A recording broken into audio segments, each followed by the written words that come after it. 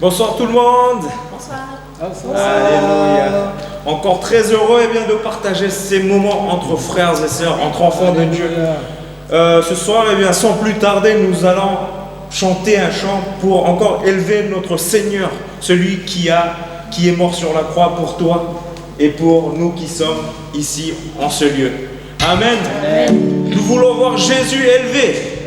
Et crie, nous voulons voir Jésus élevé chez toi, que ton voisin l'entende. Parce que ils ont besoin aussi, comme toi-même, nous avons besoin de cette lumière qui est Jésus. Amen. Amen.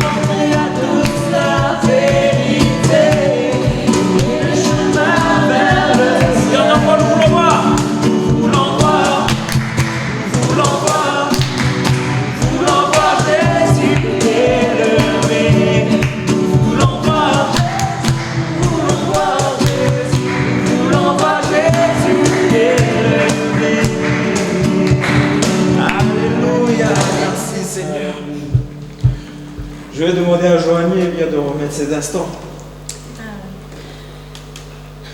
Seigneur, c'est avec grande joie, Seigneur, que nous voulons venir à toi, Seigneur, tout déposer à ta croix. Vraiment que tu puisses ouvrir nos cœurs et vraiment nous plonger dans ta présence. Sois grandement glorifié, Seigneur, durant ces moments. Sois loué. Amen. Amen. Alléluia.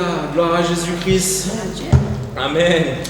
Debout pour Jésus-Christ, soldat des rois des rois. Amen. Amen. Alléluia. Si vous êtes assis, je vous demande de vous lever et de vous munir des armes que Dieu nous a données. Alléluia.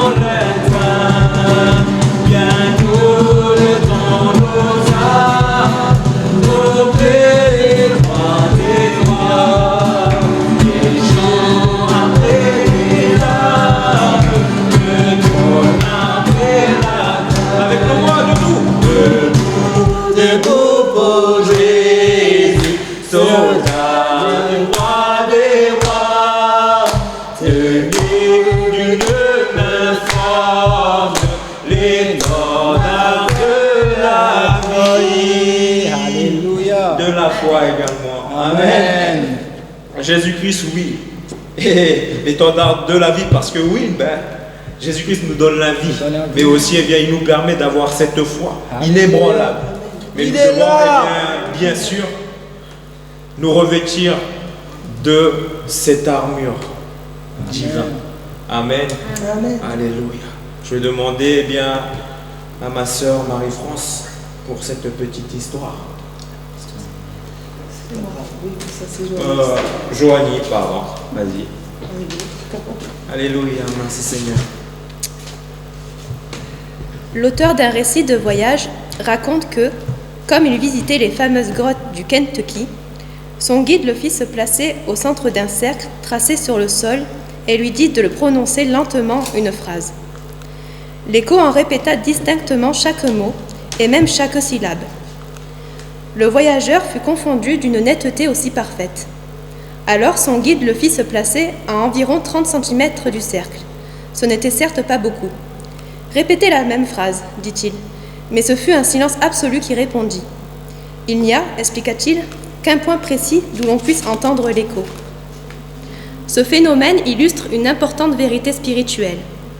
Il n'existe qu'un point, un seul, où notre prière reçoit une réponse. C'est à la croix du Calvaire. Certains s'étonnent de ne pas être exaucés. C'est qu'ils ne sont pas venus repentants au pied de la croix de Christ. Amen. Amen. Alléluia, Jésus. C'est vrai, Seigneur. Le commencement pour chacun de nous, c'est à la croix. Comme nous édifie cette petite histoire. Nous ne pouvons soupirer après le bonheur dans ce monde que si nous passons par la croix. Mais nous savons très bien que quand nous passons à la croix, Seigneur, tu nous donnes plus que ce que le monde peut nous donner. Ce soir encore, que tu puisses venir agir dans les cœurs. Amener chaque cœur à passer à la croix. Tout comme toi tu l'as fait. Tout comme toi, Seigneur Jésus, tu l'as fait. Et toi-même, dans ta parole, tu le dis. Celui qui veut me suivre, qu'il porte sa croix, qu'il renonce à lui-même, qu'il me suive. Il ne peut y avoir qu'un cœur sincère que si nous passons par la croix, car nous devons mourir. Et c'est ce que encore ce témoignage, cette histoire nous l'invite. Jésus-Christ même, le Fils de Dieu, nous l'invite. Alléluia, gloire à Jésus. Amen. Continuons encore dans ces moments d'adoration. Et exprimons-lui encore toute notre reconnaissance, tout notre amour, qui est si peu, qui n'est rien comparé à ce que lui-même il a souffert sur la croix, ce que lui-même il a donné sa vie pour chacun de nous. Alléluia, gloire à toi, Seigneur Jésus. Seigneur, nous voulons nous offrir à toi, mais nous savons que ce n'est rien comparé à tout ce que tu as enduré sur cette terre. Louange, gloire à toi, Jésus-Christ. Je viens t'offrir, Seigneur, ce que j'ai de meilleur. Je viens t'offrir ma vie. Oui, à toi, Jésus-Christ. Encore nous dire, je viens t'offrir. Je viens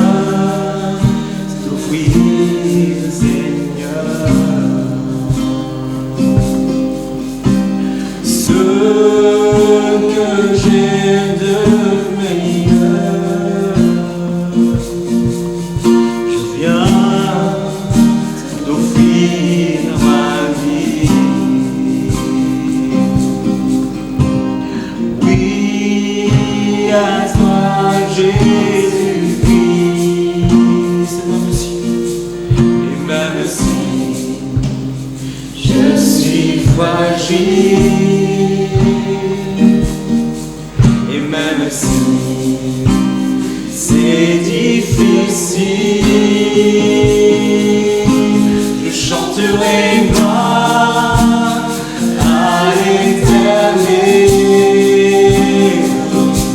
Je chanterai louange à son nom. Je chanterai Dieu, mon essentiel. Je chanterai en l'honneur de son nom. Je viens te dire, Seigneur, que tu es mon bonheur.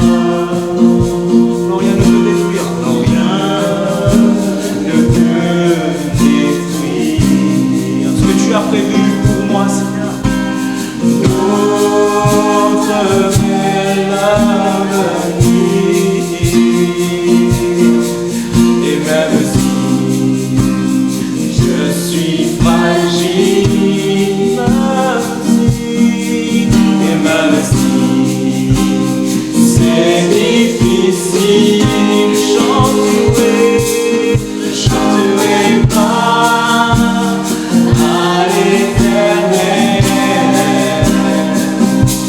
Je chanterai louange à son nom. Je chanterai Dieu, mon essentiel. J'entends louange, chanterai louange à son nom. Je chanterai gloire à l'Éternel. Je chanterai louange à son nom. Dis-lui de tout ton cœur. Je chanterai Dieu, mon essentiel. Je chanterai en l'honneur de son nom. Je chanterai gloire, je chanterai gloire à l'Éternel. Je chanterai louange à son nom. Je chanterai Dieu, mon essentiel. Je chanterai en l'honneur de son nom.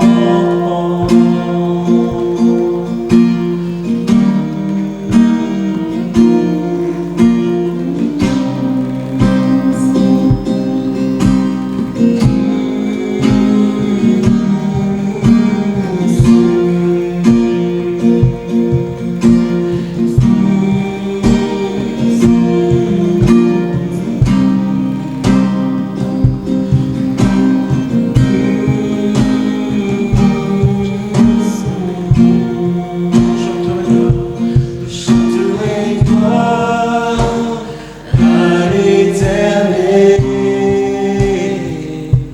Je chanterai louange à son nom. Je chanterai Dieu, mon essentiel. Je chanterai en l'honneur de son nom. Alléluia.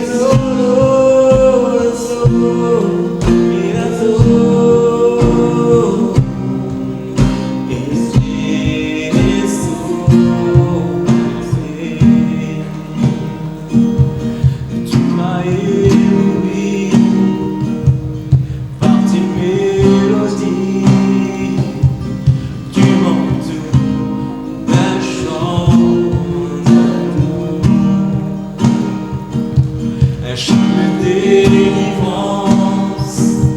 devant mes ennemis, de mes craintes s'enfuient. Alléluia, Seigneur Jésus. Nous allons reprendre ce chant. Mais ne le chante pas comme d'habitude. Ne le chante pas sans vraiment une conviction très profonde dans ton cœur. Chante-le. Chante-le de tout ton cœur. Mais que ce chant t'amène par l'Esprit de Dieu, par la puissance de l'Esprit de Dieu, à être libre de ces chaînes, à opérer, à venir te parler, à briser peut-être la peur, ces chaînes de l'ennemi.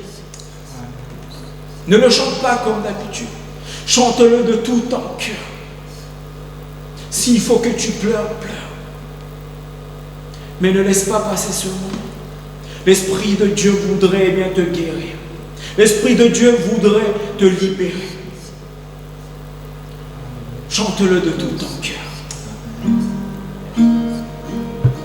Tu m'as ébloui par tes mélodies, tu m'envoies d'un chant d'amour.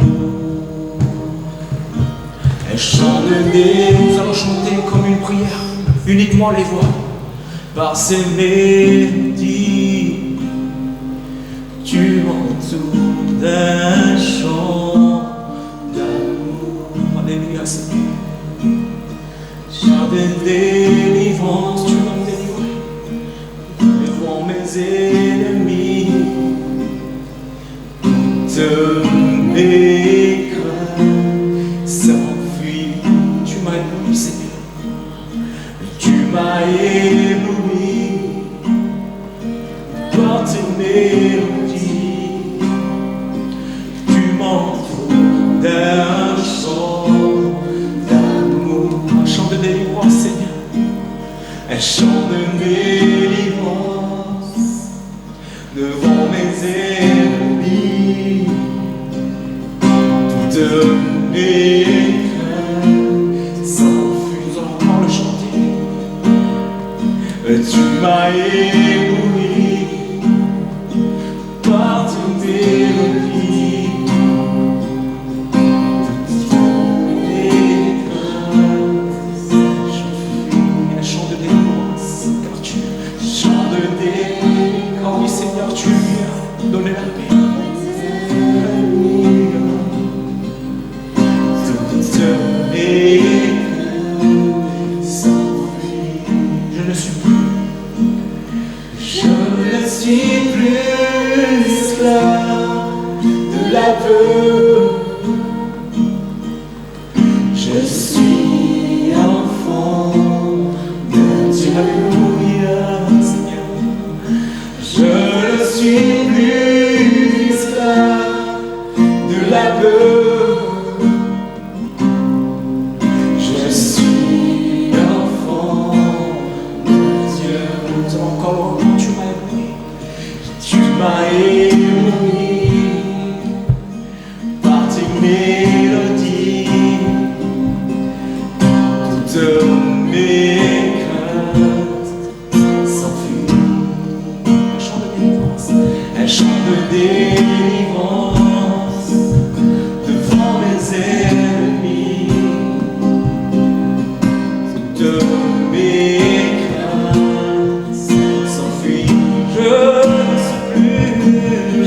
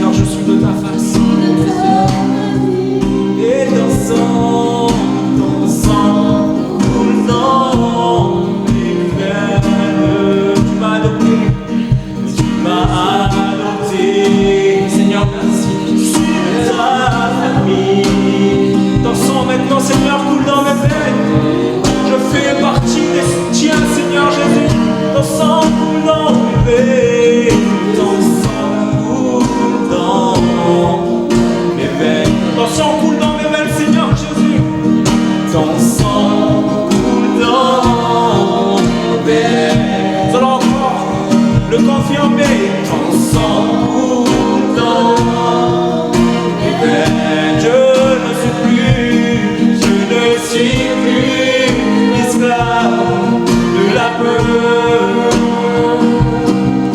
Je suis enfant de Dieu. Je ne suis plus esclave de la peur. Je suis enfant de Dieu. C'est un chant de joie maintenant. Seigneur, tu m'as délivré.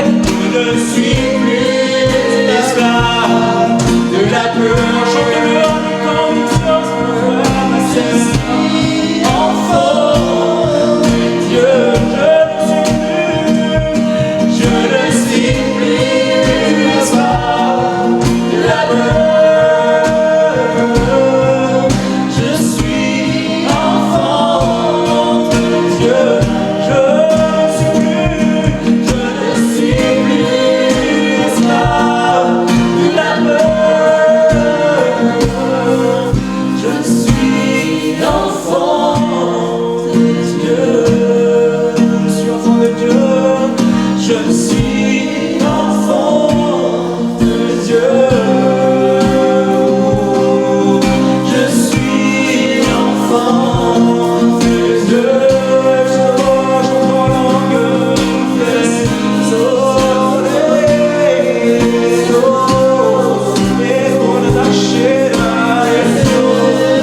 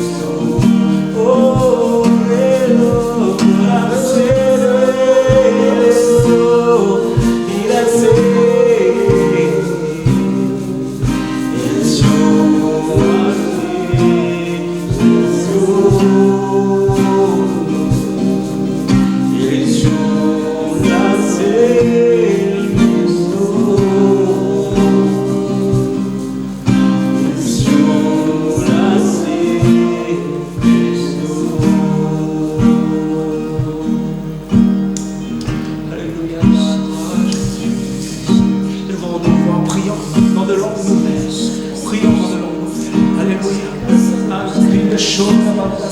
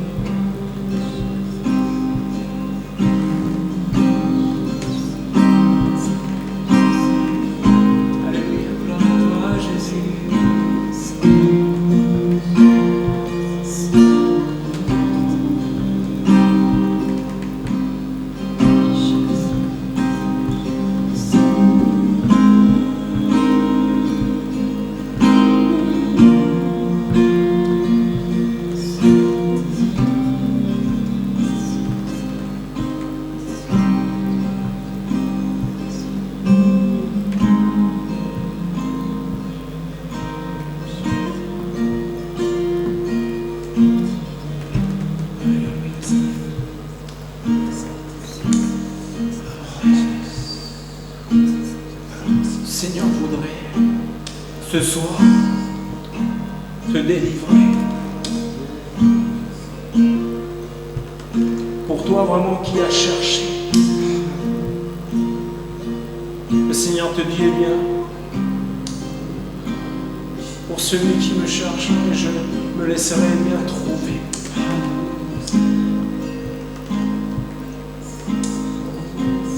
Et ce soir, eh bien, pendant ce moment d'adoration,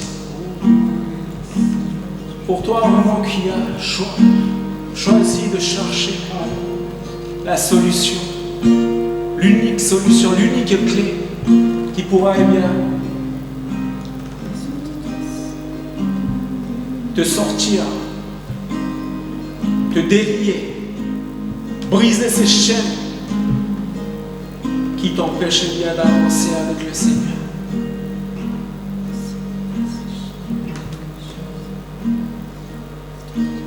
Le Seigneur voudrait te le dire. Tu voudrais, eh bien, t'avancer. Tu voudrais avancer avec moi. Me choisir en tant que Seigneur Sauveur. Mais ça fait un moment, eh bien, que tu piétines, que tu y es sur le point mort, sur la même situation. Tu es fatigué de cette situation.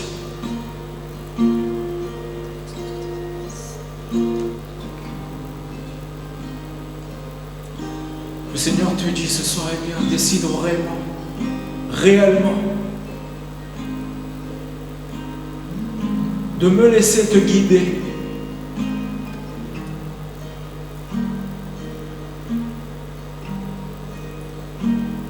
Je suis ton Sauveur. Moi, Jésus-Christ, je suis ton Sauveur. Je ne suis pas que ton Sauveur. Je suis ton Seigneur également. Laisse-moi guider ta vie. Laisse-moi animer mon temps. Meurs à toi-même. Tu te dis, tu es fatigué de cette situation. Tu es fatigué d'être à ce point-là depuis un bon moment. Le Seigneur te dit, laisse-le entièrement. Ne les laisse pas 99,9% de ta vie. Abandonne-toi à 100%, à 1000%.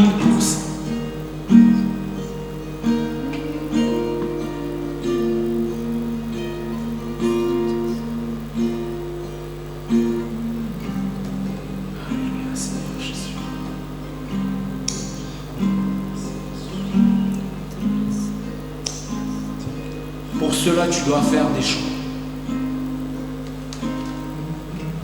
Dieu nous met bien devant nous la vie et la mort. Nous avons un choix à faire. La vie, c'est la lumière de Christ. La vie, c'est de passer par la croix et de tout renoncer. Renonce à ton péché. L'Esprit de Dieu est bien t'a révélé depuis plusieurs situations, plusieurs moments.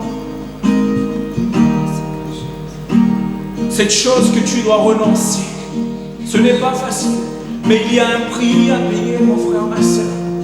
Il y a un prix à payer, Dieu le dit. Seigneur Jésus, dans sa parole, le dit, il y a un prix à payer. Abandonne, renonce maintenant.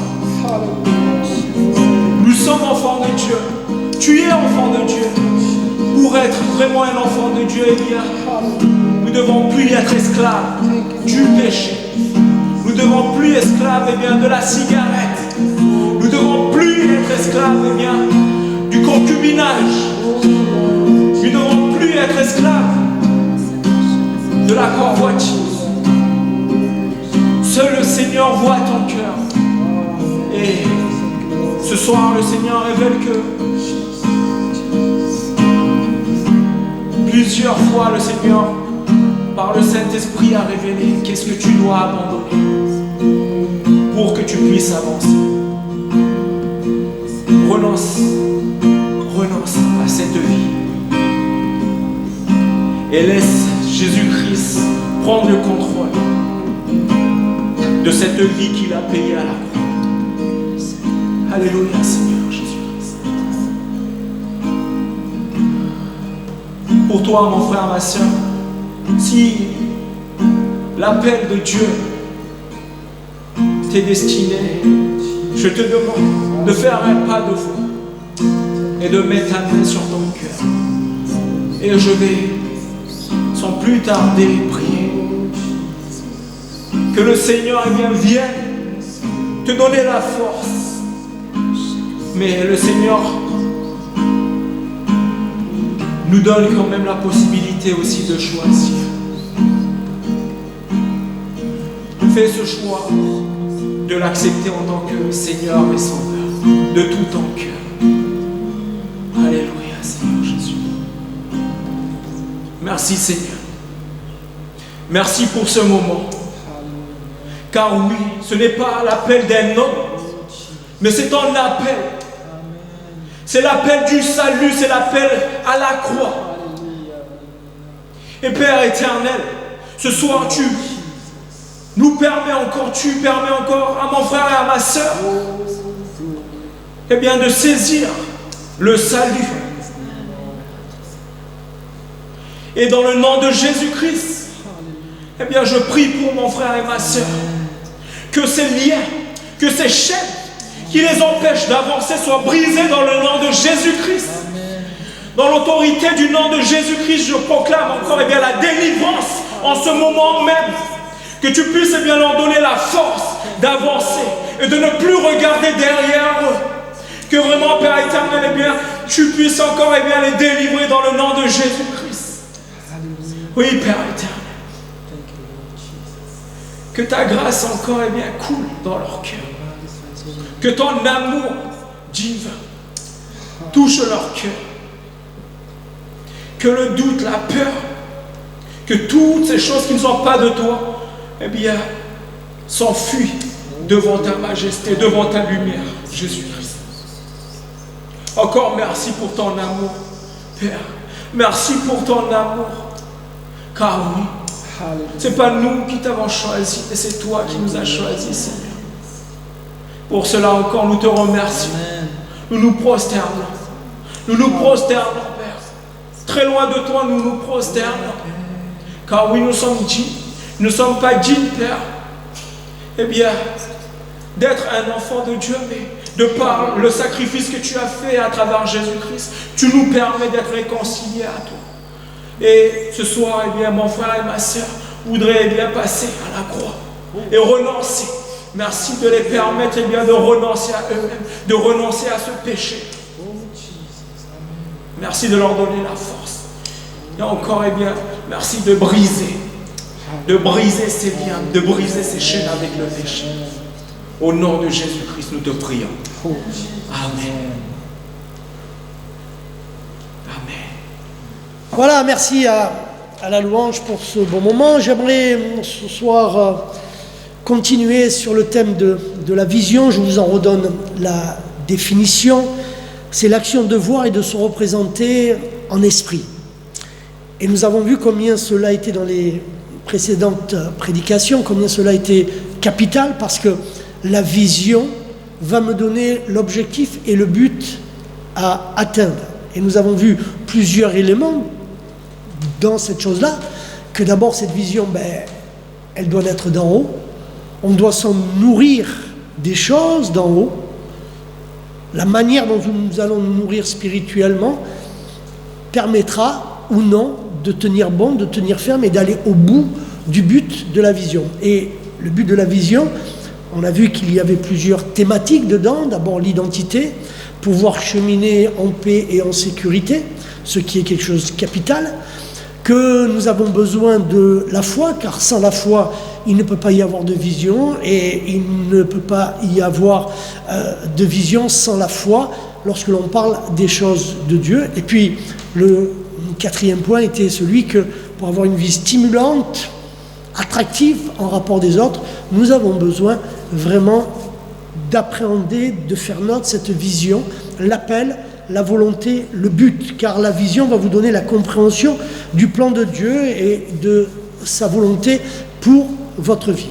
Ce soir, j'aimerais voir quelles sont les qualités, quelles sont les caractéristiques qui vont vous permettre de mener à bien cette vision-là, c'est-à-dire que ce que vous aurez mis comme objectif, comme but, cette vision que Dieu vous a donnée, à un moment donné, la Bible dit il faut s'asseoir et puis en mesurer la dépense, voir comment vous allez l'organiser, comment elle va se mettre en place concrètement dans vos vies pour que vous puissiez lui donner forme. Beaucoup de gens ont des visions, mais lorsqu'ils doivent se mettre en action, très souvent, ils préfèrent rester assis sur leur chaise que de voir tout ce que ça va leur en coûter et de mettre en place concrètement ces choses-là. Il faut certaines qualités. La première, c'est la passion. Voilà, il faut un amour passionné pour Dieu. Tous ceux qui se fixent un but, un objectif dans la vie, et surtout qui l'atteignent, ce sont forcément des gens passionnés. Et force est de reconnaître que dans tous les domaines de ce monde, de la vie, dès que nous sommes en contact de gens qui sont passionnés par ce qu'ils font, alors c'est toujours un enrichissement pour nous. Si la vision de l'Église est de transmettre, nous avons besoin d'avoir des femmes, des hommes qui soient passionnés de ce qu'ils vivent, de ce qu'ils ont mis en place dans leur vie pour pouvoir le transmettre et pour pouvoir le donner. Sans la passion, tôt ou tard, face à une difficulté, face à des golibés, des moqueries, des golibés, donc, des choses mauvaises qu'on vous dira. Alors, c'est le découragement. Sans passion, rarement vous pourrez atteindre le but, car la passion a la capacité de vous amener à surmonter toutes les épreuves, tous les handicaps qui pourront être là. La passion est donc le premier point. Le deuxième, c'est il faut du temps. Il faut du temps à consacrer. Vous savez, quand je prépare mon marathon, il faut que j'y consacre du temps. Si vous voulez grandir dans la prière, il faut y passer du temps. Si vous voulez, comme beaucoup veulent dans leur vision, pouvoir être utilisé par Dieu et pouvoir prophétiser, alors il faut connaître la parole de Dieu sur le bout des doigts, parce que sinon, Dieu aura du mal à pouvoir vous utiliser et surtout vous savoir si ce que vous dites de la part de Dieu est juste ou faux. Donc le temps que nous passons en rapport de la vision détermine aussi le degré de chance, le pourcentage de chance que vous vous donnez pour atteindre ce but. Vous voulez être quelqu'un que Dieu peut utiliser dans la louange, alors il va falloir passer du temps que vous allez consacrer à connaître la théorie de la louange, ce qu'est une louange, ce qu'est l'adoration, passer du temps à le louer pour avoir un esprit libre, pour pouvoir recevoir la pensée de Dieu. La passion et le temps à consacrer sont véritablement la base. S'il n'y a pas déjà ces deux éléments, alors vous aurez du mal à donner forme à la vision et au plan que Dieu avait prévu pour vous de toute éternité. Le troisième élément, c'est l'humilité. Forcément, lorsque Dieu nous donne la vision, lorsqu'il va donner la vision à Jérémie, il lui dit, tu seras prophète des nations, tu seras un grand prophète, tu seras un grand homme, là, ce que tu abattras sera abattu, ce que tu reconstruiras sera reconstruit. Donc il pensait être un surhomme. Lorsqu'on voit vraiment la force et la définition de ce que t'est l'appel du prophète, ce que Dieu avait placé sur le cœur de Jérémie et la réalité de sa vie, en arrivait à se lamenter parce qu'il voyait ce peuple à travers plusieurs rois se détourner de la vision de Dieu, alors nous voyons que nous pouvons imaginer ce que sera la vision, mais derrière, si on n'a pas l'humilité de laisser la volonté de Dieu et le plan de Dieu s'accomplir en son temps, à sa manière, en nous dépouillant, en nous transformant, en nous changeant, en nous émondant, alors si nous pensons que nous allons atteindre cela avec nos propres forces, nous sommes déjà dans l'erreur. L'Esprit va façonner Jésus-Christ en chacun d'entre nous.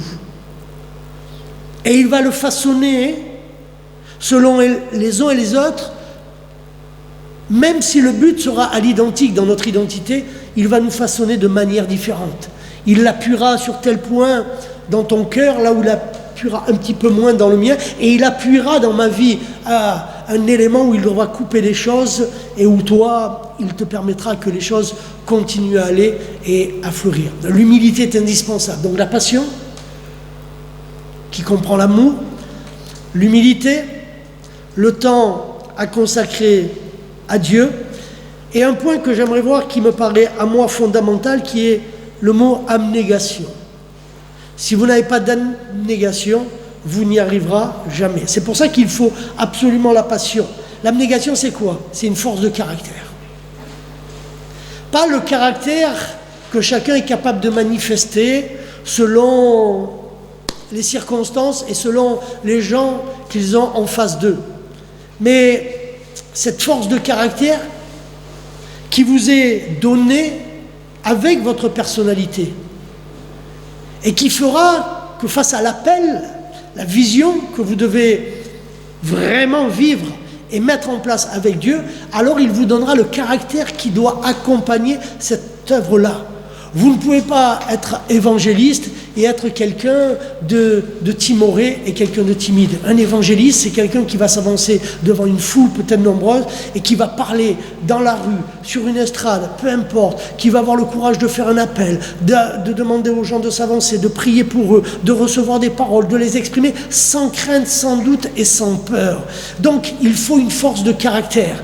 De la même manière, nous voyons que les gens, lorsqu'ils furent remplis de l'Esprit, étaient des femmes, des hommes de caractère. Marie de Magdala était une femme, lorsqu'elle a reçu Jésus-Christ dans son cœur, qui est devenue une femme avec une personnalité incroyable et le caractère qui l'accompagne. Là où les hommes ont fui, elle était au tombeau de notre Seigneur pour aller voir ce qui s'y était passé et pour voir sa sépulture. Donc Marie de Magdala avec une force de caractère incroyable. Pourquoi? Parce qu'elle était remplie d'abnégation. Et l'abnégation, c'est force de caractère plus l'endurance. Si vous pensez que la vision que Dieu vous a donnée, elle va se mettre en place en 2 jours, vous êtes trompé. Nous sommes dans un monde où les choses peuvent arriver comme ça. On peut devenir milliardaire ou millionnaire, du moins en 1 jour. On peut faire une émission de télé et devenir une grande star comme ça, rapidement. Mais il y a une époque où pour devenir un artiste, un acteur, il fallait du temps. Je disais à quelqu'un, peut-être il se reconnaîtra, je lui dis, tu sais, pour qu'un chêne devienne un beau chêne, alors il va falloir qu'il y ait des années et des années, et peut-être même des siècles qui passent avant qu'il soit beau et majestueux. Il n'y a pas de raccourci avec Dieu. Si vous ne prenez pas part à la course qui vous amènera à atteindre l'objectif dans la vision que Dieu vous a donnée, si vous ne prenez pas cette qualité avec vous qui se trouve dans l'abnégation et qui se nomme endurance, alors vous serez balayé. Il faut être capable de surmonter, il faut être capable d'endurer. Endurer quoi? Des déceptions, de la trahison, des moqueries, des blessures, la mort d'amis, de proches, parfois l'incompréhension dans notre humanité du plan de Dieu. Il faut être endurant. Tout ce qui est éphémère avec Dieu n'a pas sa place dans le royaume. Il veut des hommes et des femmes qui soient endurants. D'où d'ailleurs le dernier point de l'abnégation, la persévérance, qui va de fait avec l'endurance. Et du coup, on comprend mieux pourquoi Dieu nous éprouve. Dieu nous éprouve, il place l'épreuve dans nos vies, les difficultés, pour que cela crée la persévérance, pour que nous arrivions à la maturité spirituelle. Et donc, sans cette abnégation, impossible d'amener un projet au bout de son terme. Parce qu'à un moment donné, on va avoir soif de se nourrir, non plus des choses d'en haut, mais d'aller chercher dans ce monde d'autres compensations. Donc, nous avons besoin de ces qualités-là. Je le redis, passion, le temps consacré, l'humilité, l'abnégation. Il y en a bien sûr d'autres, mais je pense qu'avec ces 4-là, si déjà vous savez les mettre en pratique dans votre vie, vous vous donnez le maximum de chances de pouvoir atteindre cette vision. Donc, visualisez les choses, mettez en place, prenez le temps, réfléchissez, réflexion, analyse, préparez le chemin, préparez le terrain, et puis Équipez-vous, formez-vous et lancez-vous. Et je suis sûr que Dieu bénira ce qu'il a placé sur votre cœur. Amen.